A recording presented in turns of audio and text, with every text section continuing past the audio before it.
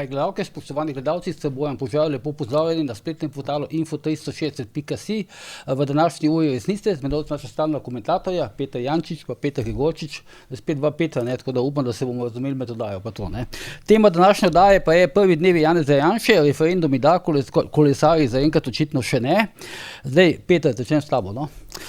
Večina teh pomembnih zakonov v tem obdobju, očitno, zdaj med četrto Janševo vlado bo šla ali na referendum ali pa na ustavno sodišče, to, kar se zdaj kaže. Ne? Ja, očitno bo pač temu tako, zdaj to je del demokracije, bili so pripravljeni v tem predvladnem času, ne? In tudi sam sem opozarjal na neke težave teh zakonov.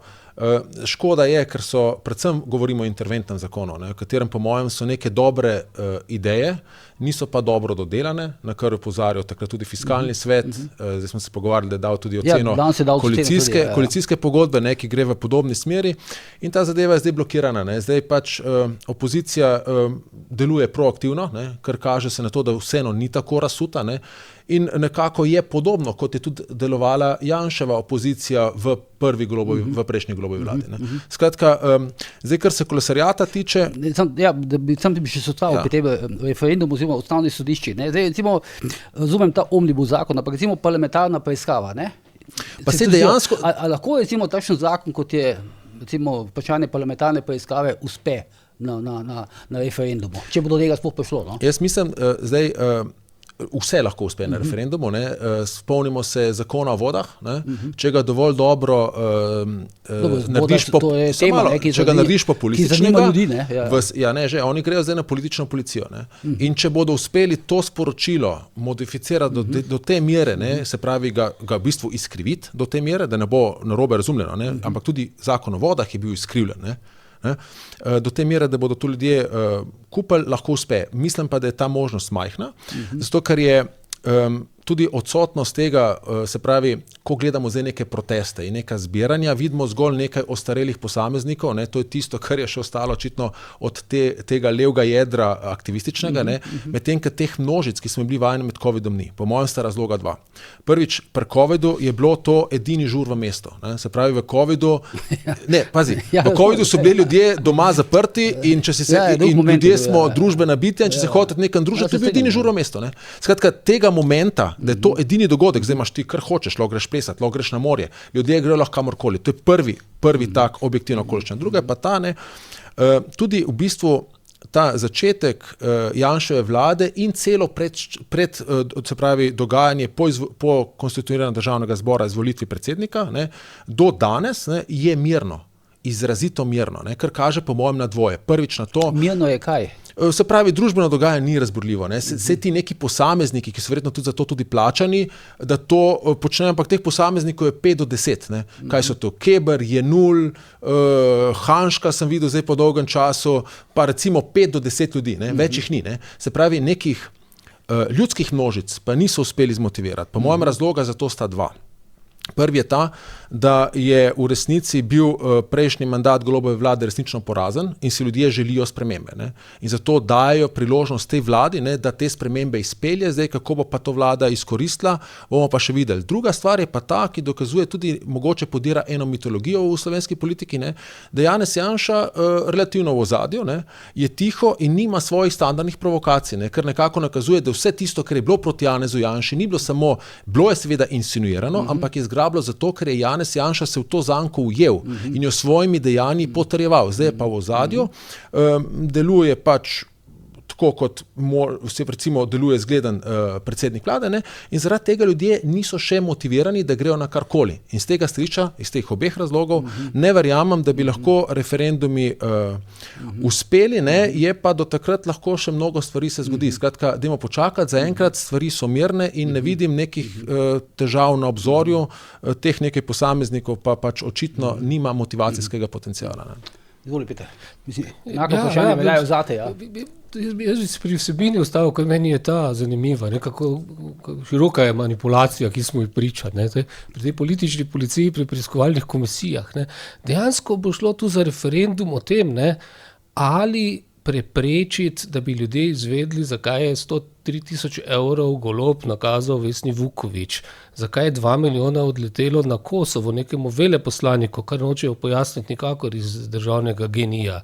Zakaj je Golob dobil 1 milijon preveč plače v GEN-I-ju v 4 letih čez omejitve Lahovnikovega zakona? In še vrsta takih vprašanj je, ki so jih v prejšnjem mandatu poskušali preiskati iz opozicije, državni svet je celo izsilil preiskavo, ampak je to z večino Svoboda absolutno onemogočila. Celo svojega predsednika so na koncu gor dali, da je onemogočil vsako preiskavo, koliko so že morali ustanoviti. Ne. Hkrati so pa sami preiskovalne komisije absolutno zlorabljali za zbiranje podatkov o opoziciji in diskreditiranje opozicijskih medijev, tudi Bojana, ki je tu pred nami. Ne. Zdaj na koncu mandata so pa na predlog Urške Klakočar Zupančič sprejeli zakon, po katerem je mogoče v bistvu zblokirati vsako preiskovalno komisijo, ker se lahko po tem zakonu kdorkoli, ne zgolj sodišče ali pa tožilci, pritoži na ustavno sodišče in to avtomatsko ustavi, dokler tam ne odločijo preiskavo, in če ustavno sodišče ugotovi kakršnokoli neustavnost, je ukinjena celotna preiskava. Ne. In to je zdaj nova večina odpravila. Tole spretno zavoro, da ne bi še naprej, če bi tudi zgubili večino, nova večina preiskovala tega, kar se že v prejšnjem mandatu ni smelo, nikakor Goloba. To je ta politična policija. Oblasti se ne sme preiskovati, poslovanje z državnim denarjem se ne sme preiskovati. Proti temu protestirajo. Mene je to presenetilo. Nekakšna podla, umazana manipulacija v resnici. Preiskovalne komisije imamo točno zato, da to preiskujejo. Ne pa Bojana Požarja, pa to mu je nek župan plačal naročnino na njegov časopis. S tem se oni nimajo kaj ukvarjati. To so zasebniki, neodvisni tisk, to je bila brutalna zloraba v prejšnjem mandatu. Ne? In to je, mislim, da če bo šli naprej s tem, bo to prej tudi vem prišlo, ker ljudje niso neumni. Ne bo tudi pred referendumom neka resna razprava in se bomo potem pogovarjali tudi o tej dilemi. Kaj sploh namen potem preiskovalnih komisij? To ima Peter, Gregorčič ima to prav, Peter Gregorčič ima prav, da tudi zgodba o vodi je bila izkrivljena. Takrat je bilo rečeno, da bo Janša vzel vodo. Jaz nisem nič Petru ugovarjal. Peter ima prav, jaz sem samo opozoril, da je ta manipulacija, na katero on opozarja, ki je zaradi vpliva, ki ga ima prejšnja vladna koalicija na medije, uspešna, da je neverjetna, ampak je uspešna zaenkrat in lahko tudi bo uspešna.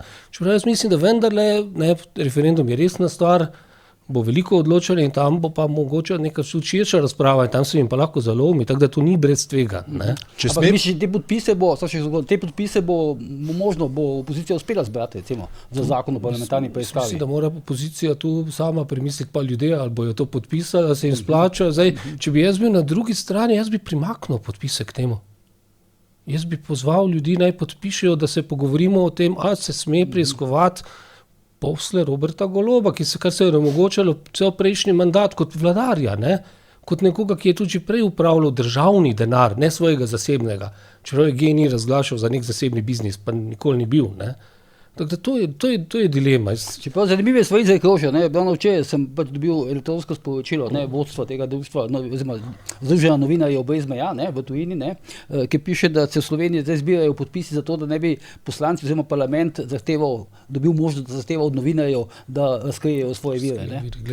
To je to, kar je Peter omenil. Neverjetno, kam grejo, kam daleč, kako daleč grejo. V tem povolilnem času se tudi v parlamentu to vidimo pri ravnanju opozicije, je ta kriterij resnice popolnoma izginil. To je tudi pri novinarjih popolnoma izginil. V resnici smo imeli pa dejansko s tem problemom opravka v prejšnjem mandatu, kjer so dejansko ta Vontina komisija je brskala po dokumentih finančnih in drugih medijskih hiš, ki v resnici niso v lasti strank. In posameznikov, ja. In tam pa tile isti, ki se je znano, da gre za bolj aktivistične skupine novinarjev, niso čisto nič protestirali, tam jih nič ni motilo. Ne, niso protestirali, tudi sodelovali so. Tomaž Bodič je bil zraven v komisiji, izvoli. Zdaj tukaj dve stvari. Najprej, zakaj nismo zvedli, kdo je nakazoval, se pravi, zakaj in zakaj je odgovorna Nova Slovenija. Tega ne smemo pozabiti. Skratka, preiskovalne komisije zaradi GEN-I-ja ni bilo, ker Nova Slovenija ni dala podpisov, ki so potrebni za preiskovalno komisijo. Potem je šlo to z mukami ježevimi čez državni svet in potem so se stvari zakomplicirale. Skratka, blokada je prišla z zdajšnje koalicije. To je prva stvar, če hočem biti pošten, jo je treba povedati, pika. Ne. Druga stvar, ne, jaz se celo strinjam s to varovalko, ki je bila noter in sem celo sam proti temu, da se ukine varovalka, da preiskovanec zahteva, se pravi, presojo pred nekim sodiščem zoper preiskovalno komisijo zoper njega, ker je to prvo dejanje. Tudi, ko ti dobiš obtožnico, se lahko na njo pritožiš. Zato, ker zdaj, če se to ukine, potem ti si politično mrcvarjen. Težava preiskovalnih komisij je, da so postale orodje politike, in v tem kontekstu celo ni tako velika manipulacija politična policija. Gre za politike, ki napada, seveda ne slehernika, ker je nepomemben, ampak nekoga, ki je pomemben, ki je glasen v družbi, se bo na njega spravili. In zdaj, če se hočemo malo odmakniti, saj jaz tako rad počnem, zdaj imamo seveda desno vlado, naprimer, da je kakšen bolj zaupa kot levi, jaz ne zaupam nobenja, ampak dajmo se umakniti. Če bo to ostalo in se bo enkrat politika spremenila, bodo tudi tisti lahko počeli to, brez da boš imel možnost pritožbe. In zato jaz recimo intimno sem proti tej spremembi, če čistko rečemo. Zdaj pa, skratka, sam to hočem to prizmo dati, da pač tudi meni je tu zbudilo nekako sume, ko so vložili noter preiskovalke, so vložili še spremembo zakona, sem šel prvo pogledati in to mi je edina stvar, ki je padla mi v oči in na to stvarjo sem izjemno skeptičen.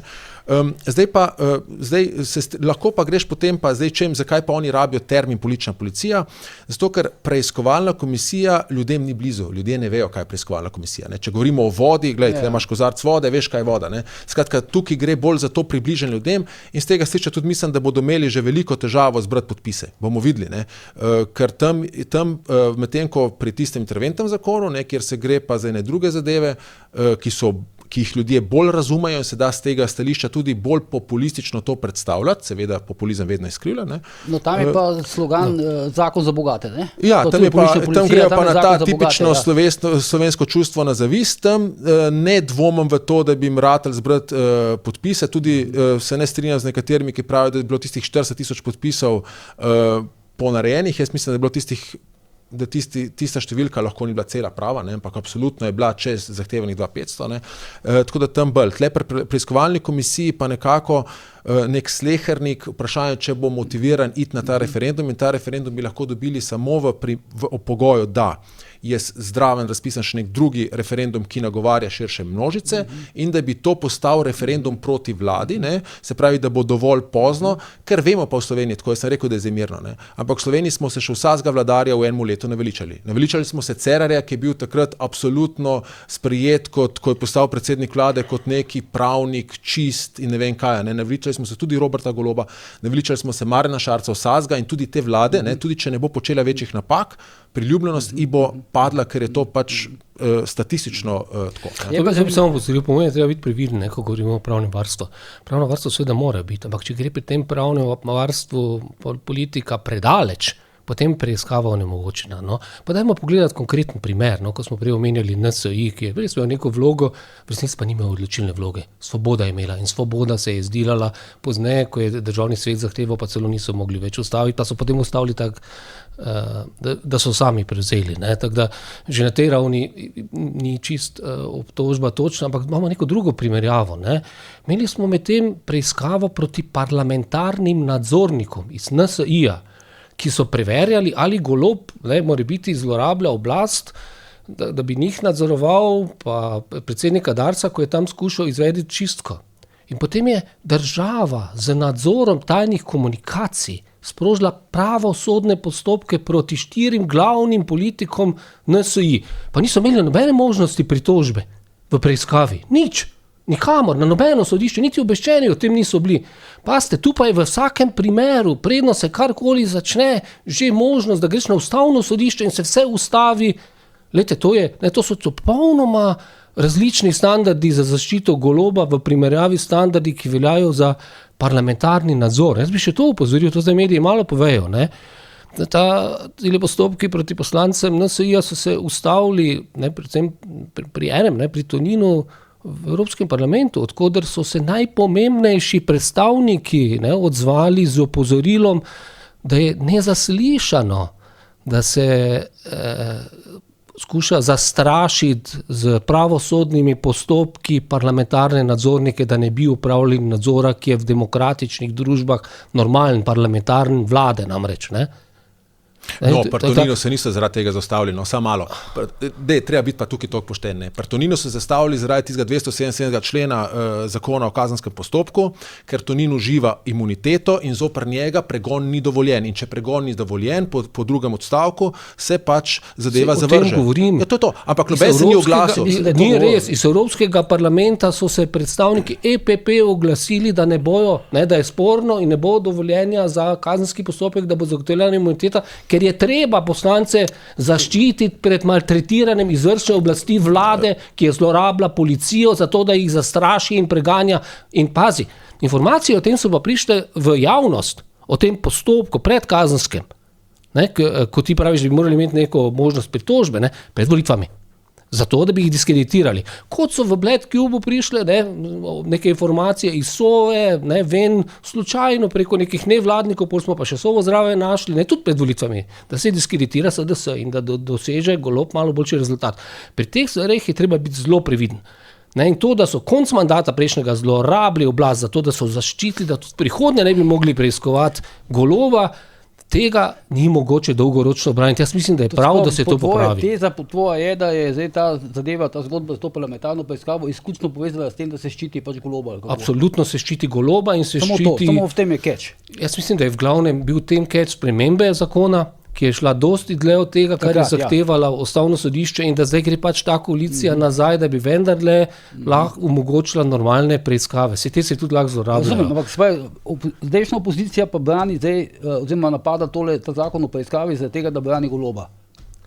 Jaz mislim, da sami sebe s tem. Saj to je njihov glavni voditelj in njihova politika. Oni so, saj to tudi ni edina stvar. Na ta način so oni tudi na oblast prišli z tem uporabo tega državnega denarja, ki je tekel nekim novinarjem pa tak naprej. O tem se pogovarjamo. Oni so v prejšnjem mandatu imeli preiskovalne komisije, kako bi se naj javni denar zlorabljal za neke medije na desni. Nikakor pa niso dovolili, da se to preišče, kako so pa dejansko tu, vidimo tok državnega denarja nekim novinarjem, ki so potem prišli celo v politiko. Vesna Vuković, ki je ta denar dobila, takrat je bila, ko je dobila na Sijolu, je potem postala generalna sekretarka Svobode. Tomaž Modic, ki je tam sedel, tam je delal v preiskovalni komisiji, je črpal denar. Je bil plačan, hkrati pa je delal v preiskovalni komisiji proti drugim novinarjem, zato da so, kaj pa se potem zgodilo? Če kaj date zvezi? Ne, sem pač, lahko tako ali drugače, zdaj, če smo že odprli glede Tonina, glede te zadeve, jaz sem slišal tudi, da je šel nek listek z telefonskimi številkami, res je, da je opozicija mora nadzirati zadeve, ampak ne sme pa zlorabljati položaja, da preverja, ali se komu prisluškuje in tega javljati. In če smem končati ta stavek, Toninu je celo javno ušlo, da je on sporočil, da nihče nikogar ne preiskuje in da to, da nikogar ne preiskuje, on lahko to reče. Ne smeš tega reči, ker potem bi lahko to zlorabljal tako. Skratka, on je to celo javno priznal. In zdaj, res je, ker gre očitno za manjše, se pravi, za zagroženo manjšo kazen, to ne preiskuje, se pravi, tega ne obravnava okrožno, ampak okrajno sodišče, zaradi tega ne gre za obtožnico, ampak obtožni predlog, ampak kakorkoli, sodišče je tukaj zadevo preverilo in bo razpisalo obravnavo. Ja, razumem, ampak opozicija ima vso pravico preveriti, ali mora biti oblast se ne zlorablja na ta način, da se konkretno njihovim številkam ne prisluškuje. In to so naredili. Ti si padel na finto, da je to neka zloraba. Ni res. Oni imajo vso pravico to narediti in vso pravico se ima vrh stranke, ki upravlja nadzor vlade, med seboj pogovarjati o tem, kako poteka ta nadzor. To, da je policija prišla do podatkov o tem, kaj so se oni interno pogovarjali in potem to poslala specializiranemu tožilstvu, je pa sporno. To je pa skrajno sporno. Jaz mislim, da gre v tem primeru imamo opravka s politično policijo. To je namreč bilo narejeno v interesu direktno Goloba in gospoda Ribiča, da bi pač pritisnili na to stranko. In so špionirali, to sem tudi v komentarju napisal, da v Ameriki smo imeli afero Watergate, ker je predsednik padel zaradi to vrstnega ravnanja, ko je uporabo ne uradno FBI, policijo ali pa obveščevalno službo, ampak neke zasebnike, ki so bili sicer v resnici tudi obveščevalci in so ga potem ujeli, ki so šli vdret v Watergate zato, da bi najdli podatke o opozicijski stranki. Tu imamo tu upravka, tu pa je res problem politične policije. In še nekaj, ko se tu nekaj kriminalizira, zdaj tele poslance NSI-ja, zakaj pa oni ne bi smeli sebe preverjati, ali se njim prisluškuje, oni niso nobeni kriminalci. Oni niso nič izdali takega. Razumem, hočeš povedati, da je pač policija prišla do teh podatkov, o katerih je pač Peter prej govoril, ne? Zatem, da je že vnaprej prisluškovala vodilnim politikom. Ne, pozneje so prišli do podatkov, kaj so se med sabo pogovarjali, ko so preverjali komunikacije bivšega direktorja Darsa, za kar so pridobili sodno privoljenje, ampak to za preverjanje poslov Darsa, ne zato, da bi oni preverjali interne komunikacije v politični stranki. Oni so pa to ven vzeli iz tega, kar so pridobili in kar ne bi smeli po mojem uporabiti in so to poslali, paste, sem prepričan. Niti prebrati ne bi smeli teoretično. Ne? Ja, prebrali bi lahko, ampak ne bi pa smeli potem tega uporabiti za to, ker mislim, da je to bila politika zraven, da se je potem to tudi javno povedalo, zato da bi se diskreditiralo stranko. In potem smo pričali temu na narativu, da se opozicijski politiki, ki upravljajo nadzor, in jim policija reče, da niso nič prisluškovali, in potem ni nadzora, ker njihov nadzor se, če bi prisluškovali, šele začne, pol preverijo, ali so razlogi, ali to pa to, da niti ne smejo preveriti te izjave, kako pa lahko preveriš, če ti policija reče, da ni bilo nadzora. Ja, poveš tistim, vsem, ki so bili vpleteni, da pravi policija, da ni bilo nadzora, zdaj pa če imate kak dokaz, pa če kje najdemo, pa skočimo. Ti ne možeš drugače. Če še enkrat lahko jaz povem svoje videnje, se ne bova tle strinjala, ampak upam, da lahko vsaj povem. To, da se ne prisluškuje, ni zaupno. A lahko, seveda je zaupno. Vse ti nobenemu ne prisluškujejo načelno. Še enkrat, nekdo je član KNOVS-a in je nadzornik in on tega nima kaj sporočati recimo svojemu glavnemu tajniku. Kdo to odloča? Še enkrat. Policija. Ne. Pač zadeva je tajna, omejena na člane KNOVS-a, kar pomeni, ne morejo te informacije deliti ven. Grejo, preverijo, če nekomu prisluškujejo.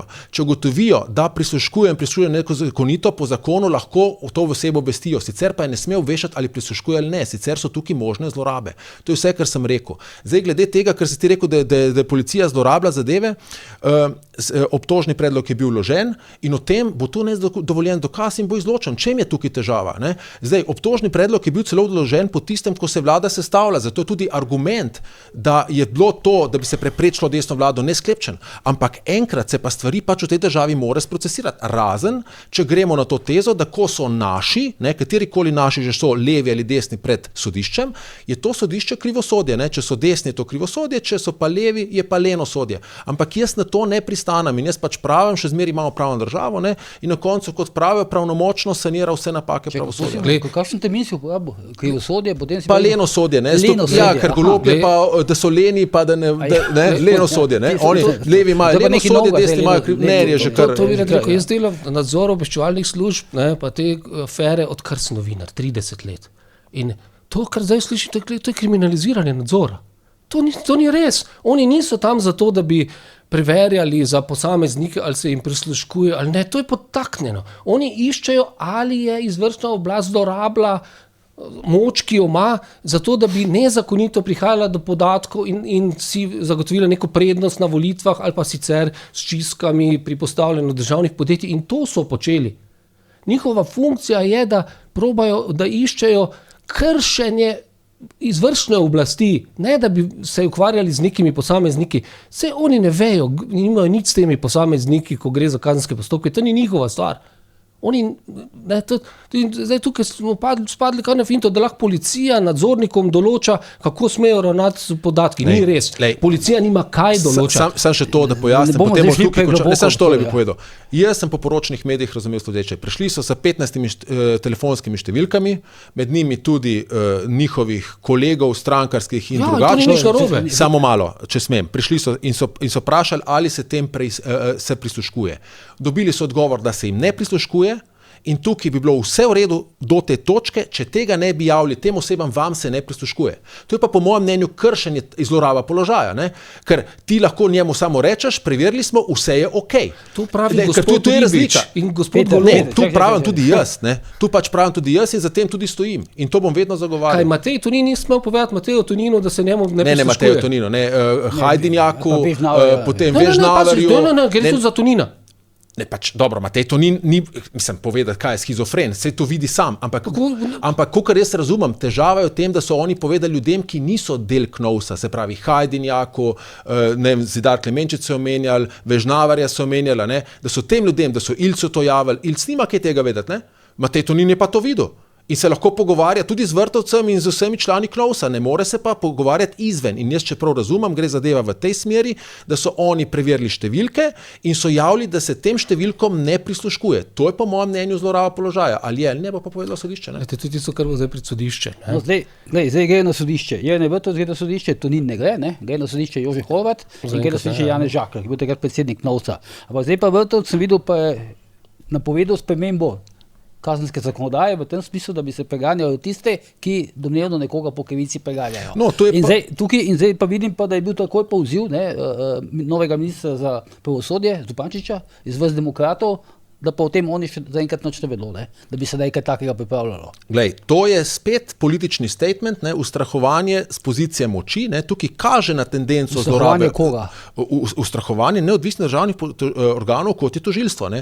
S tem, ko si ti kot politik, ne, z neko močjo, da nekoga preganjaš, ne, skratka, ti posežeš tožilstvo, zaseje strah, dajte na mir. Lej, jaz sem to sporočilo razumel natanko tako. Jaz mislim, da nekdo, ki je Jernej Vrtovec je podpredsednik vlade, se pravi tako rekoč drugi človek v državi, v vladi, ne, iz dveh razlogov. Prvič je podpredsednik ni edini, ne, ampak je pa predsednik druge največje vladne stranke, ne, in je drugi človek v državi. In če drugi človek v državi grozi odkrito tožilstvo, tega po mojem mnenju se nek državnik, nek politik more vzdržati. Pa ni grozil tožilstvo. No, rekel je, da bodo preganjali vse, ki preganjajo ljudi po nedolžnem, ne. In zaenkrat v slovenski politiki vsak, ki so ga preganjali, je rekel, da je bil preganjen po nedolžnem, ne. Še tale župan Moravč je rekel, da gre za globoko državo, potem si pa ti objavil izjemno zanimivo odredbo, ne, kjer človek prebere noter in si reče pa pismo, a je še kakšna kapilara te družbe ni skorumpirana. Čak, o kakšnih neodvisnih nadzornikih mi tu govorimo? Mi tu govorimo, ne. Tonin in ostali so upravljali nadzor, ali mora biti policija in tožilstvo niso zlorabili svojega položaja na nedopusten način, ne, kot se to lahko zgodi v tistem konfliktu, kot je bil. Kar je logično. In potem so tožilci in policisti, ki so nadzorovani, sprožili postopke proti svojim nadzornikom, češ da jih ne smejo nadzorovati. To je to, kar je opozoril Evropski parlament. Da je to absolutno nedopustno, da se preganja poslance zaradi upravljanja ustavne funkcije, ki jo imajo. Parlamentarni nadzor v tem primeru je določen v ustavi. Ni mogoče na tak preprost način, z takimi preprostimi, jaz bi rekel, to so celo floskule, ne kriminalizirati nadzora. Zdaj, kaj so se oni interno pogovarjali, tu je zdaj v javnosti, da se je razkrilo neke zaupnosti. Jaz bi to prepustil pravosodju, to je bil interni pogovor, to niti ni bilo javno razkrito. Mene zanima, kako je sploh policija do internih pogovorov vrha opozicijske politične stranke prišla, ker kakor vem, policija načeloma nima pristojnosti, da bi opozicijske stranke nadzorovale njihove interne komunikacije. Ker so pregledovali komunikacijo. Ja, ampak to smejo potem kar uporabiti, podati javnost. Glejte, to je vse bilo javno povedano, kaj se interno opozicijska stranka pogovarja. Ja, kje se pa to dogaja? To se dogaja v Belorusiji. To so metode diktatur. To pa ni, gledajte, vse je prav, da to pride na sodišče in je prav, da se temu pravi javna razprava. Mene je tudi veselilo, da so se oglasili z popolnoma drugačnimi stališči iz Evropskega parlamenta in so tam jasno povedali z največje politične stranke, da je poslanska imuniteta točno zato, da poslance, ki upravljajo funkcije kot poslanci, se zaščiti pred maltretiranjem. Ti govoriš o visokih predstavnikih EPP-a, ne? Ja. Dva sta se javno oglasila z pisnimi izjavami, ki so vsem še vedno dostopne. No? In potem je tudi sodišče, zdaj zgleda za mediji poročalo, reagiralo so v tem delu, ne grejo zdaj postopek proti Toninu. Nima izbire, po zakonu nima izbire, če imaš imuniteto, ne more. Jaz bi to še opozoril. Vse ti imunitetni postopki bojo tudi še predmet presoje v slovenskem parlamentu. Tudi slovenski poslanci so po ustavi zaščiteni in imajo imuniteto pred kazenskim maltretiranjem izvršne oblasti, ko upravljajo nadzor. Jaz mislim, da tega postopka v resnici sploh ne more biti. Ta država je čisto norela. Kriminalizira se opozicijski nadzor vlade. No. To je, kot sem rekel, kot se je tam kriminalizirajo nadzor Goloba. Opozicijski, s preiskavo. In se je potem zakon spremenilo, da se onemogoči še naprej, če bi druga stran dobila večino, nadzor. In zdaj, ko je druga stran dobila večino, je proba to... Tvoja teza je, da tudi Vrtovca, oziroma pač kot poslanca, pa Horvata, pa Žakla, tožilstvo ne bi smelo preiskovati, ker pač imajo imuniteto, kako? O tem se bo parlament odločil. Parlament mislim, lahko dodeli, parlament po ustavi lahko dodeli imuniteto tudi poslancem, ki se na njo ne sklicujejo. Ne? In to nas še, ampak, da do tega prideš. To nas še čaka. Ja, še ni bilo zaprosila parlamentu, da se o tem vprašanju sploh Kaj pa nas može zaprositi, ne? Lej, ne vem, jaz sem gledal nazaj, nisem se zdaj tega poglobil, ampak mislim, da je tlele malo drugače. Ampak seveda. Zato, ker gre za zlorabo. Ne vem, ali mora zaprositi, ali ga vseeno se odloča, mislim, da se ne preodloča na mandatno-volilni komisiji, potem glasuje parlament. Pri varstvu pravnem, kje so imeli ti poslanci možnost, da se pritožijo na ustavno sodišče in bi to ustavilo vse preiskave? Ti poslanci NSi, kar zdaj zahtevajo za Goloba pri preiskovalni komisiji v Državnem zboru. Kje so imeli?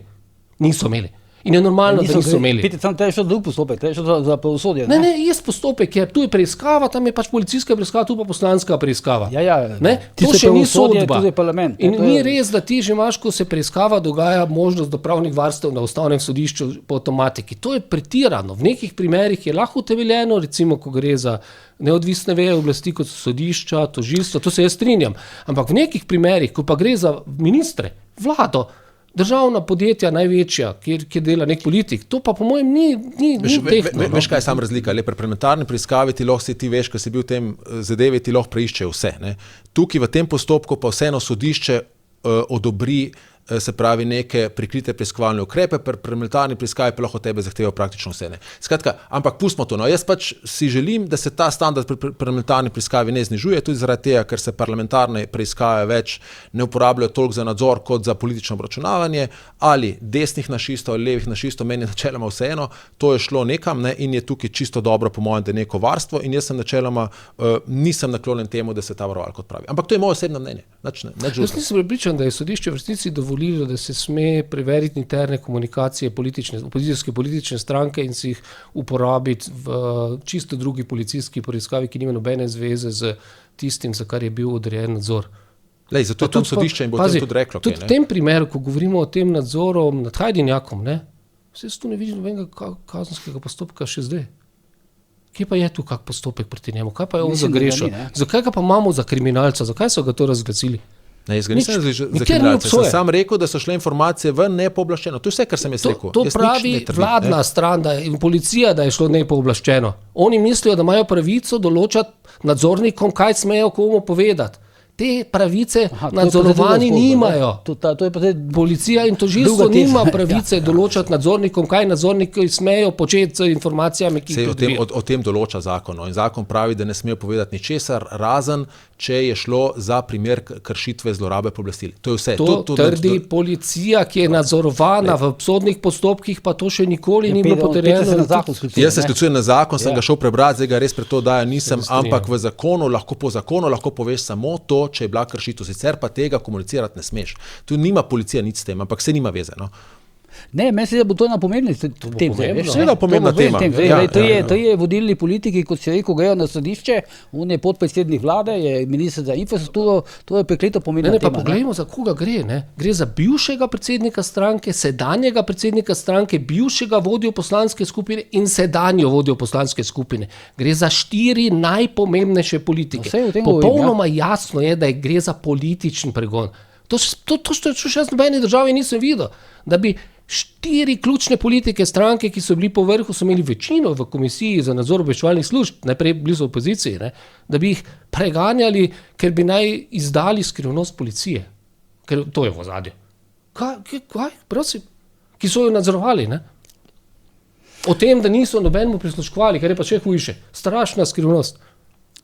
Dobro, predlagam, da gremo. Potem pa so nekomu prisluškovali, ker na ta način so prišli do podatkov. Predlagam, da gremo samo en korak naprej, ker itak tukaj zdaj očitno ne bomo, ampak itak bo to tema, ki bomo še debatirali, pa zdaj po mojem ne bomo naredili z benga koraka več naprej. Je pa zanimivo, to sem če hotel reči. No, zakon teh lokalnih volitvah je bil spremenjen zdaj, Mislim, 47 za, Sploh ta 47, 48, to je ta številka, ki se sluče pri glasovanju, Peter, Je to, Ampak zanimivo, tukaj pa opozicija ni šla, ne zbira podpisov za referendum, ampak gre na ustavno presojo. Zakaj je ta razlika? Glej, najprej, zakaj je bilo samo 47? Ne, hoče več, to je ta številka, ki se giblje. Sem da povem, mogoče, jaz sem šel pogledat, nisem tega objavil. To bo iz tega, pa res nisi objavil. Nisem. Jaz se zdaj čakam, da ti objaviš. Pač glasoval ni Žan Mahnič, ki očitno tudi na drugih glasovanjih ni bil prisoten. In pa, kar je pa bolj indikativno, tega nista podprla manjšinca. To sem pa videl, Se pravi, zato je bilo 47. Se pravi, koalicija je 50, minus 3. Ja, dobro, tisti formalno ni. Ne, to je Manjšinca nista koalicija formalno. Ampak recimo proti bila? Ne, nista glasovala. Se pravi, nista glasovala, nista bila proti, zdržala sta se. 30 in mislim, po mojem Mahniča ni bilo. Na hitro sem šel pogledati eno glasovanje prej in ga tudi ni bilo, nisem pa potem nisem spremljal seje, ne. Ker sicer bi Mahnič verjetno glasoval, ne? Za, ne? Gotovo bi glasoval za, ja. Zdaj, zakaj ustavno sodišče, ne? Zdaj, kar je po mojem mnenju tukaj, jaz načeloma sicer nima nobene težave s tem, čeprav ne z eno in ne z drugo razlago. Ne. Nekdo, ki ima, kot sem pol mal gledal, šel sem potem brati mnenje zakonodajno-pravne službe in tam noter nisem se poglabljal v zakon, ampak tam noter je nekako ta zgodovina te volilne pravice. 202 je to, ampak 202, da si mogel imeti samo tukaj stalno prebivališče, pol pa, da so 212 dvigalni standard stalno bivališče plus stalno dovoljenje za prebivanje, ne? Kar je relativno težko dobiti. Ne? In z tega stališča jaz nimam težave, da nekdo, ki ima stalno dovoljenje za prebivanje, pomeni, da mora imeti tukaj tudi življenjske interese, da mora biti tukaj 5 let, razen če je nek poseben kader, se tu lahko skrajša, lahko zaprošaš že po 2 letih, recimo za kakšne raziskovalce ali pa športnike. Ne? Tak človek načeloma, zakaj ne bi odločil o lokalni skupnosti, v kateri živi, v kateri tudi plačuje davke. Ne? Ker če imaš ti tukaj center življenjskih interesov, potem si tudi ne sam rezident, ampak si tudi davčni rezident Republike Slovenije. Ne? Po drugi strani pa tudi nima nobene težave, da se to odpravi. Zdaj težava edino, ki jo imam, in tudi tukaj je Svet Evrope, mislim, da je tisti kongres pa zdaj vprašal Beneško komisijo. Ne, predsednica kongresa. Predsednica ne kongresa. Rekli se reče kongres regionalnih in lokalnih. Ne, predsednica je bila. Predsednica kongresa, se pravi za regionalne in lokalne oblasti. Pa neka komisija ali podsvet, nekaj organa. Tako, nek organ, ja. Oziroma nekje sem sledil, celo gre samo za svetovalno telo. Kakorkoli, in vprašal se Beneško komisijo, predvsem im je sporno to, ne, da se to dogaja v letu pred volitvami. Ne. Skratka, to je po mojem ključno. Ne. Zdaj pa, zakaj je to zdaj narejeno tako hitro, po mojem mnenju, in zakaj ustavno sodišče to, kar si vprašal. Tako hitro narejeno zato, ker če želijo, da ima to učink na volitvah, ne, morajo sprejeti pred temi volitvami, ker na naslednjih volitvah jih mogoče več ne bo v parlamentu. Ne? In bo lahko nova oblast to že zamenjala, ker volitve so na 4 leta in bodo naslednje lokalne volitve, če bo vse v redu takrat, ko te koalicije ne bo več. Lahko bodo, še vedno bo lahko desna, ampak točno konkretno ta z vsemi temi poslanci pa ne več. Zagotovo ne. Ker bo pa da bo, ne, recimo, teoretično. Ampak bo nov mandat. Ne? Ja. Okay. To je prva stvar. Na ustavno sodišče zato, ne, ker verjetno, ne, to je edini način, čeprav, če bi šli na referendum, v resnici bi lahko to še bolj učinkovito blokirali. Ne? Vprašanje pa, če bi tle podpise dobili, ne? Zato ker načeloma večina tega ne podprla. O tem govorim. Tu se pa strinjam s tabo. Govorim, Se pravi, verjetno na referendum ne, zato ker pač tukaj ne bi dobili podpora. Jedrnih evropskih držav nima tega, ne? Ja, vsi Avstrija, imajo, Nemčija, se pravi, Italija in tako, vsi imamo glede Evropske, se pravi, državljani Evropske unije to lahko počnejo, ker to uredba Evropske unije. Ne?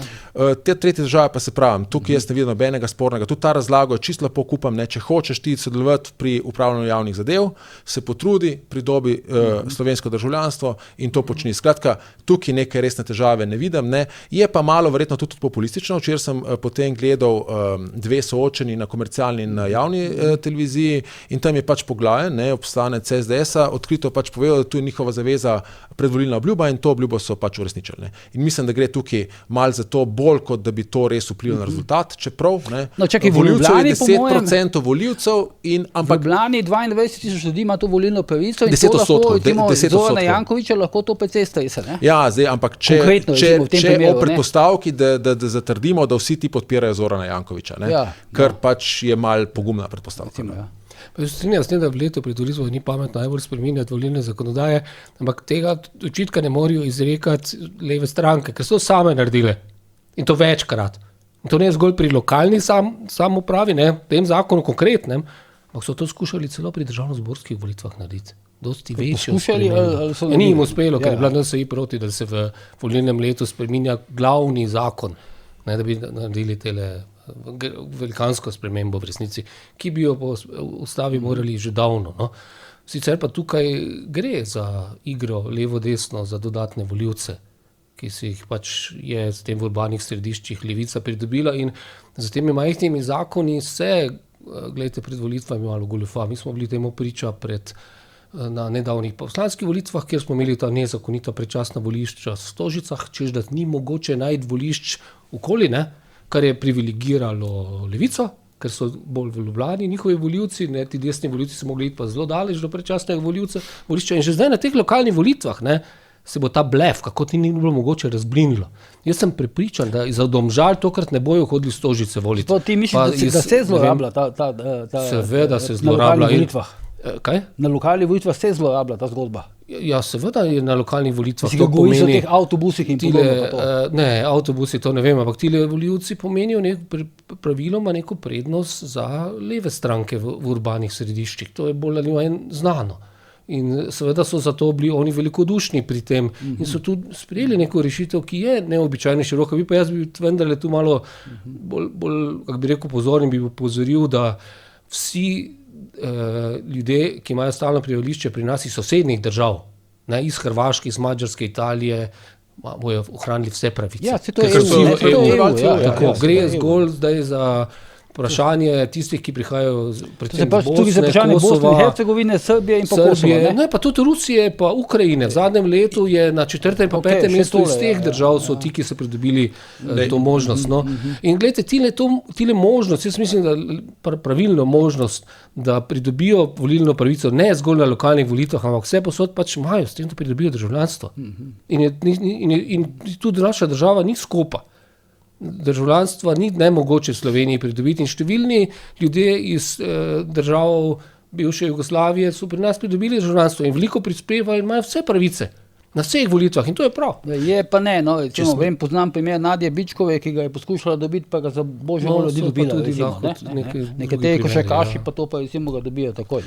Sam to bi še tukaj rekel in tudi večina teh tretjih držav, ne, saj nekatere skupnosti delujejo tipično, ne vem, ko bi drugače rekel, klanovsko, ne, kar pomeni, to je znano na lokalnih volitvah, greš do nekega šefa te skupnosti in če se z njim pogodiš, potem dobiš vse glasove te skupnosti in tukaj je tudi bolj odprta neka možnost tudi korupcije, ne? Ker ti obljubaš pol neki skupnosti neko ugodnost, ne? In potem ta skupnost gre in kolektivno glasuje pač za tvojo opcijo. Ne? Zakaj pa grejo na ustavno sodišče? Nas ne bodo rasizma zdaj obtožili, ne? No, pač, Zakaj grejo na ustavno sodišče? No, to te očitki, ne, ki smo jih to slišali. Zanima, ne? Mislim, to hoče imeti ta odločitev, se mi zdi, ne? To so pa zelo, kako bi rekel, podla potikanja, ne? Jaz sem se celo nasmejal, ne? Ker je se eden od poslancev v parlamentu branil, ne? In je protestiral proti temu, in potem so poslanke z leve skočili na njega, da nikakor ni bilo šlo za očitek rasizma, ampak zgolj za rasistično politiko. Ne, tu smo videli, da pa nenadoma znajo ločiti razliko med pocestniškim obnašanjem in da si prostitutka. Ne, ko je šlo za druge, absolutno ločijo, ne. Pa je ta razlika v tem primeru dosti manjša rasistična politika ali pa rasizem. Tukaj so se po mojem opozicija zavedala, da nima nobenih možnosti za referendum. Na ustavnem sodišču, tja bojo verjetno šli ravno zaradi tega, ker računajo, tudi zaradi tega, ker vejo, da so si namontirali praktično vse ustavne sodnike z leve, da tam so neke možnosti. In zato zdaj vsi govorijo na veliko o ustavnem sodišču. Jaz mislim, da to ustavno sodišče spravlja tudi v precejšnje težave, tudi javnomnenjsko, ker je ta podoba vsem znana v državi, da so pač bili izbrani, kot so bili izbrani. Čeprav za enkrat opozicija nima ravno sreče, ne, na ustavnem sodišču. Ja, tam težko zdaj preveč v prid levici odločajo. S katero zadevo? Stevanovićem so odpadli. Ne, ampak to je brez veze. Tukaj pa zdaj, to, ko se pogovarjamo, čisto ena misel se mi je utrnila, ne? Ker oni, če bi šli na referendum, zadevo zakasnijo vsaj za nekaj časa, ker tukaj gre pa zdaj na dneve. Se pravi, oni, če zdaj, ker načeloma 2500 podpisov ni težava zbrati, ta kulturna društva, ki so bila spredi, community njihovi, vse sam Ljubljani, vse smo rekli, 22 000, ne? Skratka, teh 2500 ni problem prenesti, ne? In zdaj lahko to insinuira nekaj globljega. Če oni ne bodo poskušali iti z referendumom tudi tukaj, kar bi vse skupaj zavleklo, ne? Ker potem moraš ti dopustiti referendum, potem imaš en mesec časa, ker tukaj pa mojem referendum je dopustan. Ne? Tukaj referendum... Se to še vedno lahko kdo naredi, pa ne bojo pač glavne stranke. Ne? Ampak če tega ne bojo naredili, potem pa lahko, da je tukaj že dogovorjeno z ustavnim sodiščem, ker je pa veliko bolj sporno, ne? A veš, ker pogreš pa ti na ustavno sodišče in ustavno sodišče bo dalo pod pretvezo, da je to v volilnem letu, zdaj se pravi, zakonodajna pravna služba je rekla, da to res ni ustavna pravica, ampak da odločbe ustavno sodišča pravijo, če si ti pridobil pravico in to pravico so dobili kot človekova pravica, ker volilna pravica je človekova pravica, potem ti je, tudi če si jo dobil na zakonskem nivoju, jo lahko vzameš samo, če to utemeljiš v javnem interesu in tega zdaj tukaj niso naredili. In tukaj zna potem ustavno sodišče dati začasno zadržanje ali pa vsaj reči zaradi tega in potem bodo oni imeli bistveno več materijala za populizem, ne? Ker referendum ti pade, volitve gre sicer mimo, ampak si ga zgubil. Ne? Tukaj pa lahko rečeš, da je tale vlada ksenofoba, rasistična in na tem gradiš potem dolgoročno propagando, ne?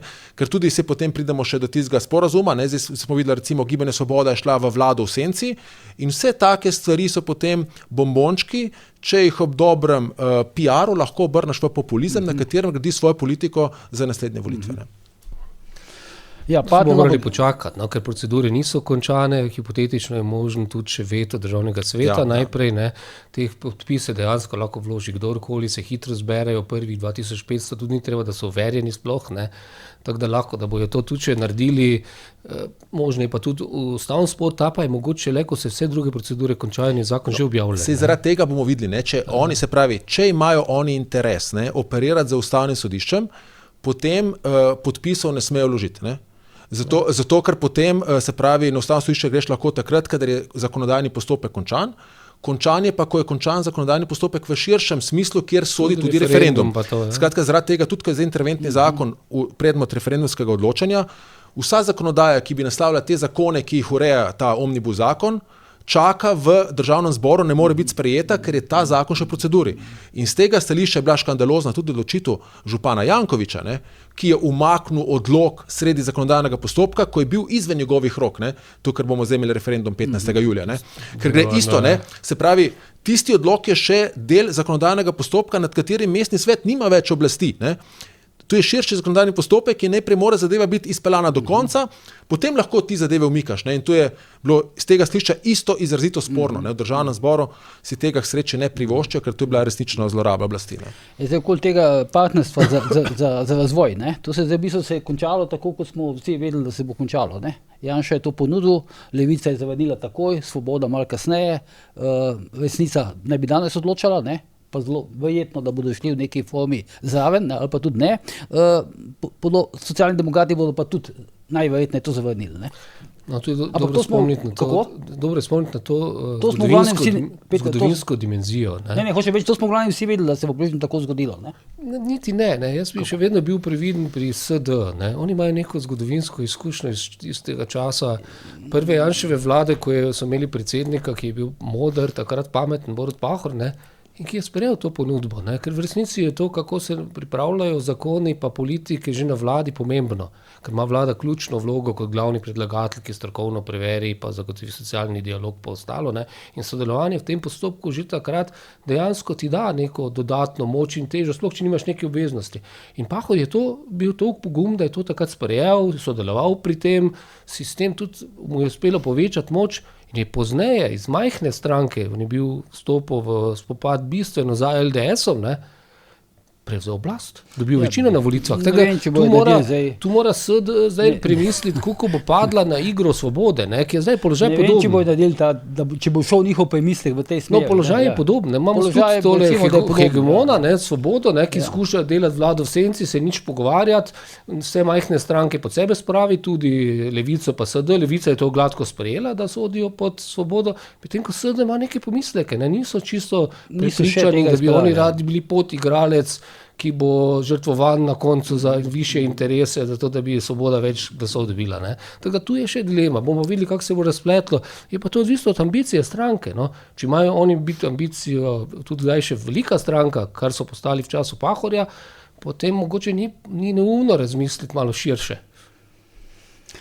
Ne vem, jaz mislim, da bodo šli, da bo SD šla ravno mogoče obratno, kot si zdaj večina predstavlja. Mislim, da bodo šli oni tudi v radikalizacijo. Ne? To je pač moje mnenje, bomo več videli. Izvoli, Peter. Ja, jaz se kar s tvojim mnenjem strinjam, to so tudi že nakazali, samo oni pač znajo to bolj pragmatično nakazati, ne? Se pravi, rekli so, mi lahko gremo v pogovor o projektih, ne? Sicer pa tako, res je, ne? To je že tradicija Janševe vlade, ne? Da da neko partner za razvoj, ampak mislim, da zdaj ga pa trenutna vlada nujno rabi, ne? Ker mora nekako formalizirati nek sporazum z resnico in moje intimno mnenje je, da to resnično je namenjeno predvsem resnici. Ne? Se pravi, da lahko resnici legitimirajo, da bo ona lahko vlagala zakone po nekem vladnem situ, se pravi, ali da bo imela besedo pri vladnih zakonih. Ne? Zato, ker je drugače, če ti sklajuješ zakon, ko je, se pravi, v nekem medresorskem sklajevanju, preden gre čez vlado, ali pa potem, če daješ amandmaje v državnem zboru, ne? Ker ne pozabimo, če daš preveč amandmajev, to tudi niso dali amandmajev na interventni zakon, ne? Mislim, da če daš več kot tretjino amandmajev, potem ne more združiti druge in tretje razprave in potem ne more zakona v krajšem roku sprejeti. Skratka, tukaj je kar en cel kup stvari, ki jih resnica rabi, da bo delovala kot vladna stranka, pretvarjala se bo pa, da je opozicijska stranka. Ne? In zato so potem poslali njihovega poslanca, to je moja interpretacija, Todorovića, ki je rekel, da bomo to podpisali samo, če nas bo potisnilo bolj opozicijo, in Gorenak je hitro rekel, ja, smo napisali, vi ste opozicijska stranka, in gre tukaj v bistvu za neke vrste papir, ne? Ki je tukaj potreben resnici, ne, da z njim maha, češ, mi smo opozicijska stranka, imamo pa možnost, ker smo v partnerstvu za razvoj kot opozicijska stranka, se pravi sodelovati pri zakonodajnem postopku. Ne. In z tega stališča jaz mislim, da to bo prevagalo, da SD ne bo šel v to. Ne.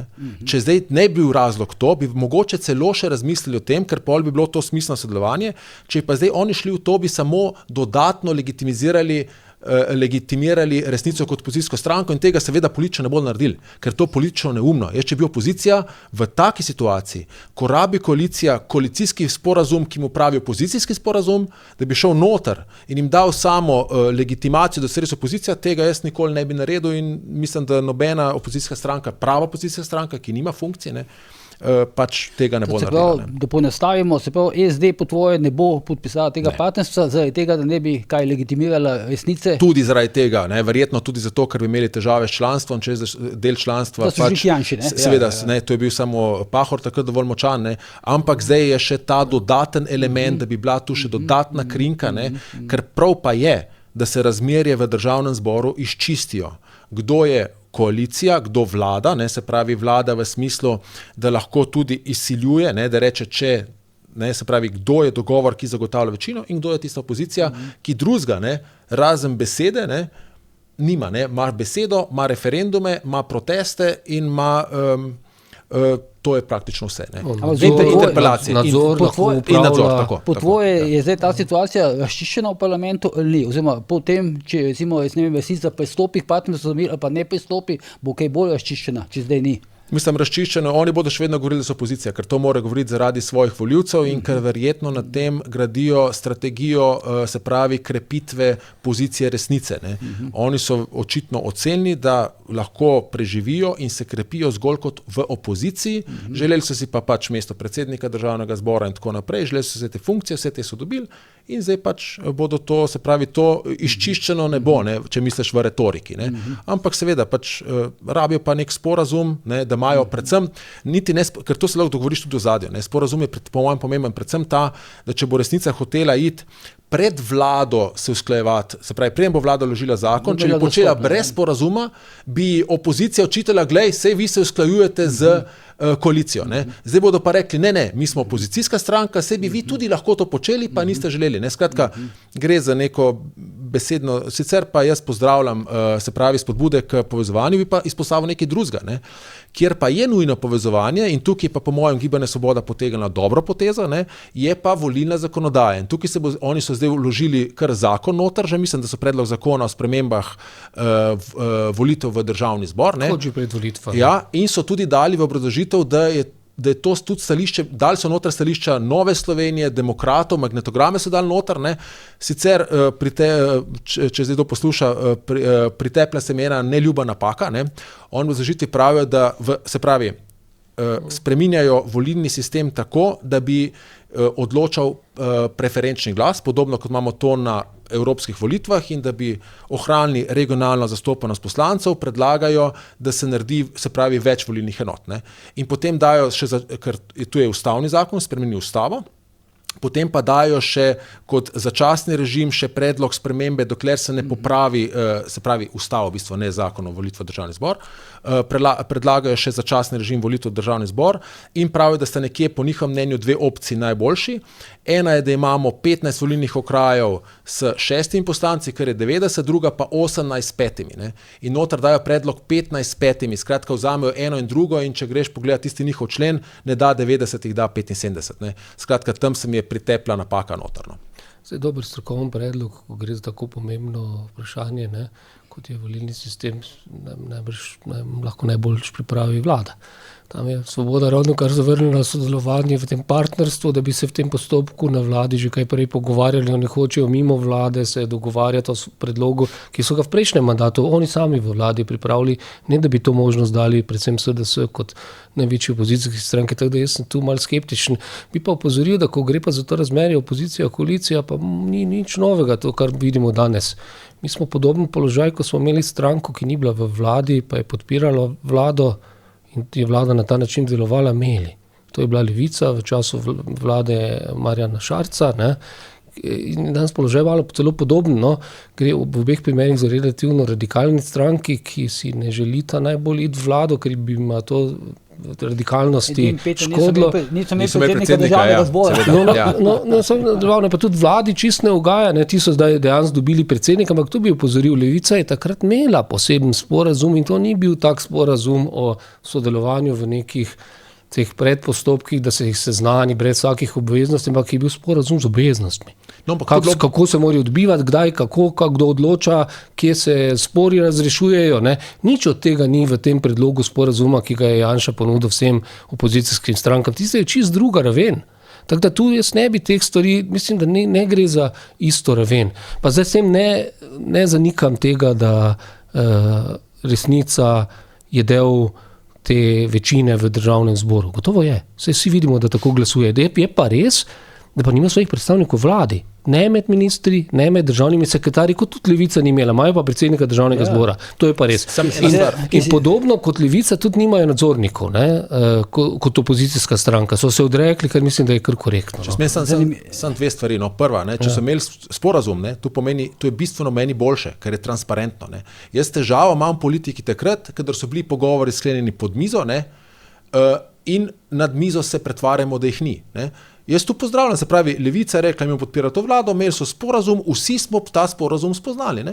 In to je transparentno delovanje v politiki. Samo to je spravljeno. Jaz mislim, da ta situacija trenutno je slabša. Ne? Zdaj bo partnerstvo za razvoj prišlo. Ja, ampak kao opozicijsko in tako naprej. Skratka, tole mešetarjenje meni ni blizu. To smo zdaj potaknili, da je to isto, kot je tisto. No, tole ni bila, to vrstna ponudba, to je, zdaj se trdi, da je. Ne? Okay, ni isto. Če je tako. Je pa zanimiv profil, ne, politika postaja ta Stevanović.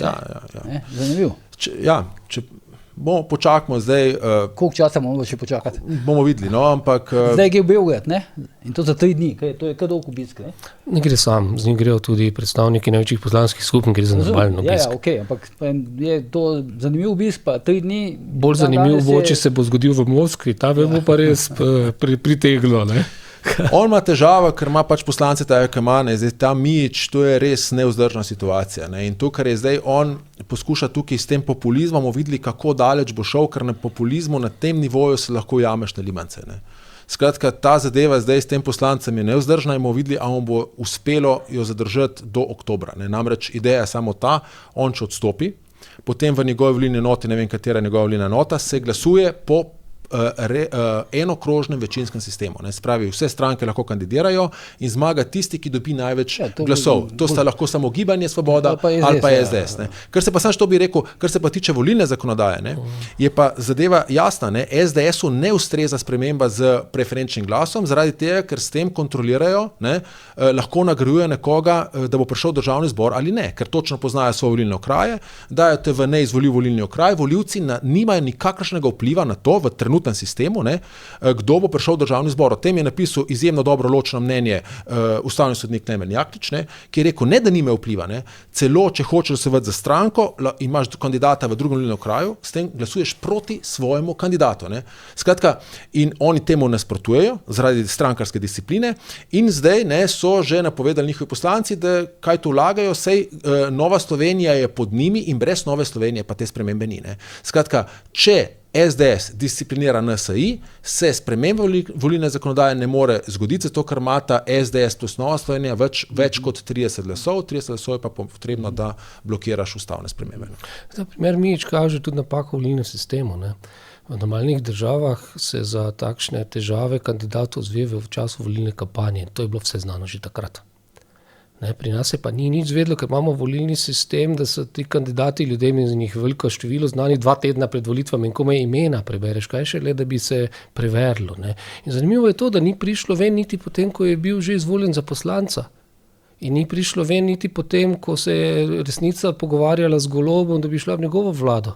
Prišlo je ven takrat, ko je začel podpirati neko desno vlado in prišlo je ven iz sindikatov, ki so levi in povezani z vladnimi strankami. Ne. Jaz mislim, da se je že prej tudi izsljevalo. Ne? In to, da imamo tak volilni sistem, ne, se to ni prvi primer. Ne, imeli smo tudi že neke druge zelo sporne poslance, ki so prej upravljali recimo eskort vlogo ali pa kaj. To je treba popraviti v volilnem sistemu, da bojo volivci imeli možnost z vsemi informacijami presojati kandidate. In ne, da nimamo pojma, kaj je v resnici pred nami. Pa sploh voliti za kandidata, ne? Ker zdaj ti nimaš možnosti voliti za svojega kandidata, svoje stranke.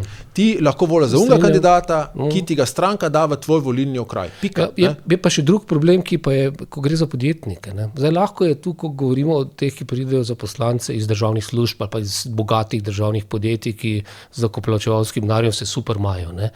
Ko gre za podjetnika, ki pa pride, ne, pa ima neke težave in mora tisti trenutek zaradi nezdružljivosti funkcij prenehati voditi to podjetje in ga upravljati in se vsemu temu odreči, tu je pa nekaj težav, ne, ker to dejansko dostikrat ni mogoče, ne, ker mora, če mu ne gre dobro, mora te probleme odpraviti. Vsak polni zavesti kandidira za poslanca. Vse to vsak ve, kakšno situacijo. Podjetja lahko zaidejo v težave tudi po tem, v tistem času kampanje. Tukaj niso šle sam težave. Tukaj je sum ponorejene listin. Potem pa zdaj necenzurirano poročil, da zdaj bosta pa CGP, pa še eno, pa Kolektor bosta ugotovila, da je delo slikopleskarska dela, s čimer bo on pokril Furs, ne vem, če to drži, ampak te stvari so mal škandalozne, potem zberemo tema, ne, da je Rastorder pa del uprave Petrola kupil delence, preden se je vedelo, da bo ta vlada dvignila marže. To pa že malo spominja na Trumpovo administracijo, ne, ki je po mojem mnenju blazno obogatela, ker je trgovala z notranjimi informacijami. Ampak pustimo te stvari. Te stvari so zelo pomembne. Te stvari so zelo pomembne. Ne. Jaz namreč kažejo nam, na kak način se manipulira s pomočjo medijev. Ne. Jaz se spomnim nekega zanimivega primera, ne, ko so mediji naenkrat na veliko poročali, kako so najpomembnejši slovenski podjetniki, ki so bili, to niso povedali, vsi na poroki našega premiera, ne, recimo Stojan Petrič, Južna, Škrabac. Petrič ni prišel na poroko. Ni prišel na poroko, se je opravičil. Kako so vsi ti podkupovali NSI, nek njihov sklad. In napadi so NSI na vso moč. Ne. Del zgodbe pa ni bilo nobeno vprašanje glede teh velikih podjetij pa direktorjev, ki bi naj korumpirali neko majhno, nepomembno stranko relativno, no? Ker kaj šele potem pri velikih počnejo, ne? To kaže, ne, da ni bilo tega vprašanja, ne? Da tu ne gre za realne zgodbe. Tu gre za podtikanja. Problem, ki ga jaz tukaj vidim, je ta sum tega ponarejanja. Tu gre za spine. Drugače pa zgodba je, kako je zgodba, je pa podobna tisti zgodbi, če pogledamo dimenzije zgodbe, mimo tega ponarejanja, je zadeva podobna zgodbi z Aleksandrom Pivec, ne? Nabijanje za neko mehko stvar, ne? Takrat, kada je to potrebno, ne? Če pustimo v strani in nabija se zgolj tega, ne pa tistih drugih, ne? Saj, če to res teh podjetjih, se to za te šefe prav resen problem, to oni padejo. Veš kaj se bojim, da to, kar ti govoriš, pa kar jaz govorim, se skupaj kaže, ne? da pač pri nas nimamo sistemske korupcije, ampak da je korupcija sistem in tukaj je težava in me skrbi in zato jaz mislim, da skoka ne bo. Ne? Zato, ker če bi skok bil, bi imeli levi našisti in desni našisti oboje težavo. Ne? In tega pač ne bo. Ne? Potem pa, tako kot ste rekli, zakaj ni prišlo po volitvah ven? Ne? Ker desni so z njim še delali, ne? In niso imeli interesa dati ven, levi so pa tudi še z njimi delali in niso imeli interesa dati ven. Potem, ko so pa stvari... Kdo je za to zgodbo vedel? Ne? Ja, druga stvar je tudi to vprašanje, ampak se veš, da nekdo pač prej ali slej to zgodbo pač zve. Ne? Ja. In to zadeva pride ven, potem videl sem necenzurirano, res da mu je, recimo, lahko rečeš, mu je sledilo, ampak to je novinarsko delo. Ne? On še vedno dela v teh podjetjih, tam so neke slike na nekem gradbišču. Ne? Skratka, tukaj gre za nezdružljivost funkcije. Ne? In tukaj tudi kaže, da imamo mi zakonodajo neurejeno, da teh stvari ne moreš nekako na koncu zaključiti. Skratka, vsa ta čorba ne, kaže, da pač politika je naša, ne? In to je to. Je naša desna ali pa naša leva, ampak prakse so pa podobne in to je vse, kar sem hotel reči. Ne? In če se trudim biti enako kritičen do trenutne vlade, kot sem bil do prejšnje, ne, praktično ne morem drugače govoriti, kot sem govoril. Eno temo bi jaz še rad izpostavil, pa končamo. Današnje stališče fiskalnega sveta, pa smo se pogovarjali, zjutraj je prišlo ven, ocenili so to koalicijsko pogodbo in so pač ugotovili naslednje, da če bo se ta koalicijska pogodba izvajala, kot je planirano, da se izvaja, da bo se pač javni finančni položaj strukturno še poslabšal. Brez tega, da bi bili še kakšni kompenzacijski ukrepi ali pa neka strašna gospodarska rast. Ne? Mislim, precej uničujoče je stališče fiskalnega sveta za to koalicijsko pogodbo. Jaz mislim, da niti ni. Ne. Koalicijska pogodba je nastala za prevzem oblasti, ko stranke, ki so prevzeli oblast, še niso imeli vseh podatkov o finančnem stanju in tega tudi niso mogli realno še oceniti. Zdaj so med tem že prevzeli saj oblast in počasi dobivajo podatke o realni sliki finančni, v kateri je država. Tudi jaz mislim, da Računsko sodišče nima vseh podatkov. To traja nekaj časa, da se to pridobi, običajno za to nekih 100 dni miru. In res, Računsko sodišče je lahko tudi koristno s svojimi opozorili. Res je, da bo glede na te podatke, ki jih bo zdaj vse dobili, ne, na realno stanje, v katerem je država, bo mora biti treba kaj prilagoditi. Ne. Vsi vemo, da je pač tale plačna reforma prejšnje vlade stala bistveno več, kot so napovedali v parlamentu ali pa načrtovali. Ne. In to dramatično več. Ne. Preseže vse te stroške koalicijske pogodbe, ki jih zdaj, na katere opozarja Računsko sodišče. Ne. In v tej stiski, ne, tudi druga zapravljena prejšnje vlade, na koncu so da bi kupili volice. Ne. In tu bojo se najboljši ekonomisti v državi morali zelo truditi skupaj z vlado, da najdejo izhod iz te stiske. Če se bo izkazalo, da koalicijska pogodba temelji na nekih nerealnih temeljih finančnih, ne? To bo problem, ne? Gotovo niso poznali vseh podatkov in jih tudi niso mogli. Jaz mislim, da to ni problem, da je to rešljivo in da pametna oblast pač ravna pragmatično po tistem, kar je mogoče in je treba vso sliko videti. No. Saj z nekega vidika je celo dobro, da je ustavno sodišče pa so sindikati ustavili tole interventno zakonodajo, ne, ki je kup nekih ukrepov že uvajala in bi že mogli praktično veljati, ne, zdaj ne bojo veljali. Tako da že tu ni uresničena ta pogodba, ne, ker zdaj se lahko soočamo z realnim stanjem, ne, da je realno stanje grozno brez vseh teh ukrepov, ker je ta zapuščina prejšnje vlade, ne, kot se zdaj tu vidimo iz teh opozoril Računskega sodišča, nikakor ni takšna, kot so nam pred volitvami govorili, da je vse bleščeče. Ne, so velike težave. Res pa bi to rekel, no, da se pa je v nekih, kako sem jaz razumel, se je pa zelo manipuliralo v medijih, ko gre za izjave posameznih predstavnikov vladne koalicije, predvsem finančnega ministra Širclja, ne, ki je pač povedal to, kar finančnik normalno poveda. V skrajnem primeru je rešitev, če druge ne bo, če je premalo denarja, tudi dvig DDV-ja. Rekel je pač zadnja možnost. In zdaj z tega so naredili glavno zgodbo, da je vlada že spremenila politiko in da dviguje DDV. Glejte, to pa tudi ni res, to vsi vemo. Saj zakon je bil sprejet, ki ga niža. Res pa je, da ne velja zaradi teh sporov pa to. Ne? Strokovno gledano pa to pač je. Malo vsem tega pač pomisliti, če si finančni minister, kaj rečeš, ne? Načeloma, se veš kako, ker posledice... Jaz mislim, da bi finančni minister, glede na to, da ve, kakšne medije imamo, bi moral zelo premišljati, kaj sme reči, ker bojo zlorabili vsako stvar, ki lahko. Eno serijo intervjujev in je pač potem prišlo ven to, kar je prišlo. Je pa zanimivo, sem še to gledal, sem pa zdaj anketo javnega mnenja v delu zadnjo, po Mediani, vidim pa, da je finančni minister celo na 3. mesto. Mislim, nenavadno je, tudi Boštjančič je bil visoko običajno, nenavadno je, da je v tej državi so finančni ministri tako visoko pozicionirani. Nosijo mošnjo. Ne, da ne bi tako relativizirali, pa malo tako. No. Jaz bi sam to rekel, jaz sem na hitro priletel to informacijo, ko sem pozoril Fiskalnega sveta in ni res, da je težava v tem, da oni niso poznali situacije. Fiskalni svet očita koalicijski pogodbi, da velik delež ukrepov ni finančno ovrednoten. Ne? Se pravi, če jih finančno ovrednotaš, tudi če imaš dobro sliko, ti moraš stvari ovrednotati, koliko stanejo. In ta je bil tudi kritika za interventni zakon, ne? Ki tisti ukrepi izenačanja pokojnin, težek 2,4 milijarde evrov, ne? 250 milijonov, ni bil vrednoten, bil vrednoten z nič. To je prva stvar. Se pravi, slabo načrtovanje se začne s tem, da ti nekega ukrepa sploh ne ovrednotiš. Ne? In druga stvar je ta, ne, da je neuravnotežena, se pravi, da zmanjšuje, da veča javnofinančni primanjkljaj, da veča javnofinančni, oziroma zmanjšuje prihodke in ne pove, kje bo to vzela. Ne? Skratka, tudi če bi imel ti zdravo sliko, je tu po mojem mnenju slab pristop. Ti moraš priti, potem pa rečeš... Zdravo, če bi imel realno sliko. Tudi če imel realno sliko, ali pa tudi če imel zdrave javne finance, ne?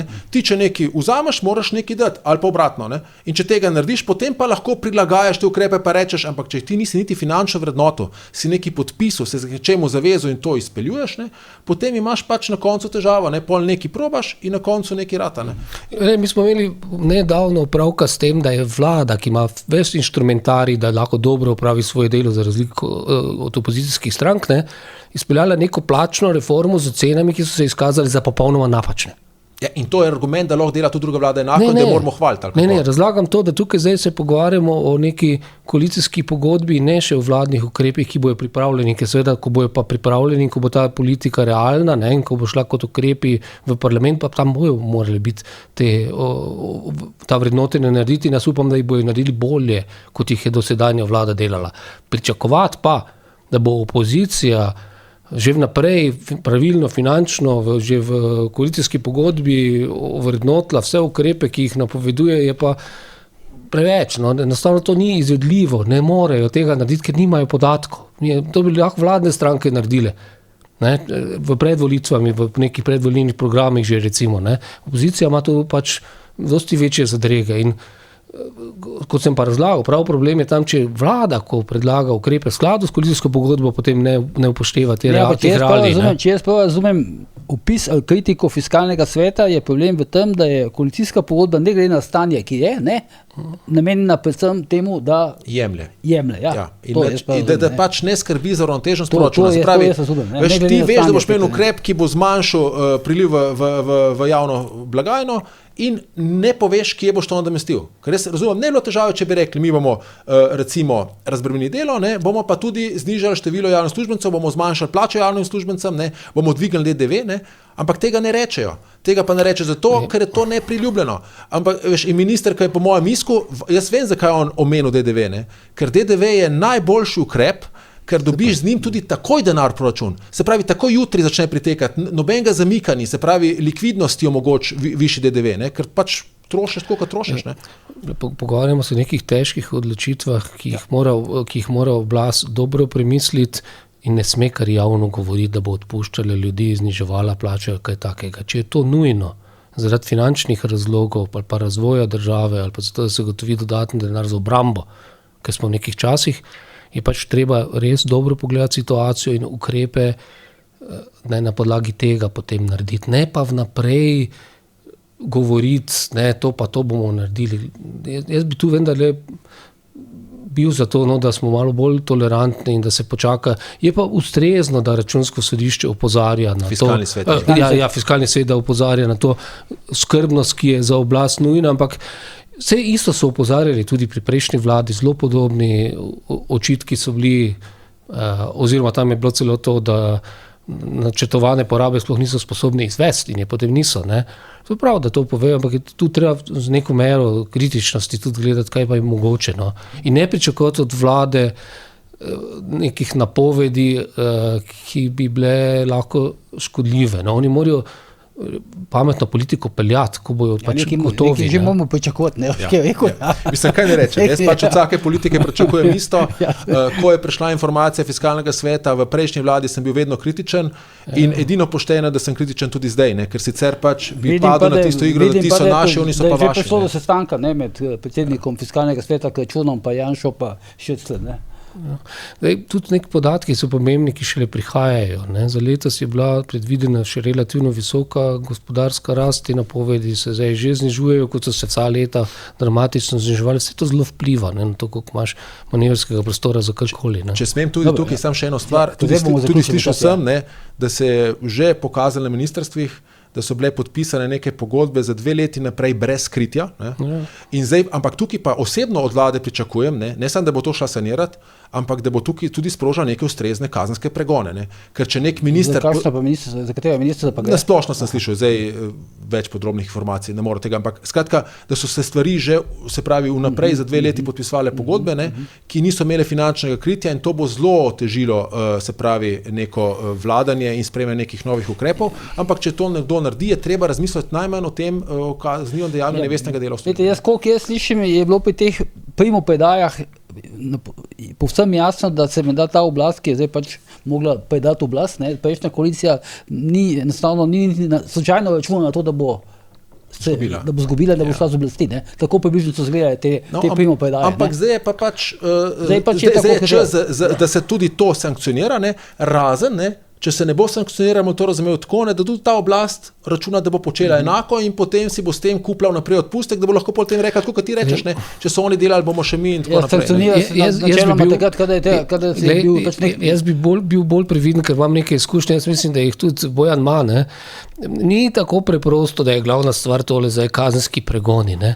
Največji problem je že to, kako sploh preprečiti, da se to brez pokritja, kar je bilo razdeljeno, ne bi tudi zgodilo. Ker ko boš to preprečil, bojo sprožili pravne postopke proti tebi in vprašanje je, ali ti lahko na sodišču uspe ustaviti ta izplačila, ali celo ne boš še več plačal. Tako da zadeve so, tu vlada nima lahkega dela in gotovo je tega bilo veliko, verjetno je pa daleč največji problem plačna reforma.